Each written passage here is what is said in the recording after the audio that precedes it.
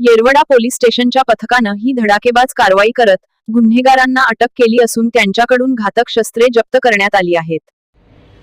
रात्रीच्या वेळी बाहेर फिरणाऱ्या टवाळखोर इस्मानावर कारवाई करण्याबाबत माननीय पोलीस आयुक्त अमितेश कुमार यांनी आदेश दिलेला आहे. त्याप्रमाणे दिनांक 28/7/2026 रोजी क्राईम पी केशव दिंडे साहेब, पोलीस उपनिरीक्षक किशोर बेरड आणि तपास पथक पोलीस हवालदार सोगे, पोलीस अंमलदार सुतार, पालवे, मनाळकर, मस्के आणि गायकवाड असे पेट्रोलिंग करत असताना त्यांना कल्याणनगर परिसरामध्ये 3 संशयित इसम आढळून आले.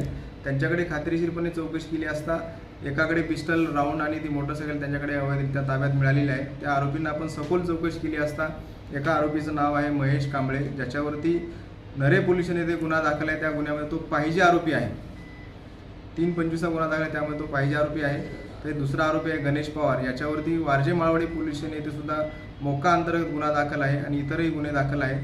अशा प्रकारचा रेकॉर्ड असून हे आरोपी पिस्टल घेऊन आमच्या येरवडा परिसरामध्ये मिळून आलेले आहेत. त्याबद्दल आपण 302/2026 आर्म्स ॲक्ट 325 अन्वये गुन्हा दाखल केलेला आहे. या गुन्ह्याचा आपण सखोल तपास करत आहोत. यामध्ये आरोपीने हा पिस्टल कुठून आणलेला याबद्दल आपण सखोल चौकशी आणि तपास सुरू आहे.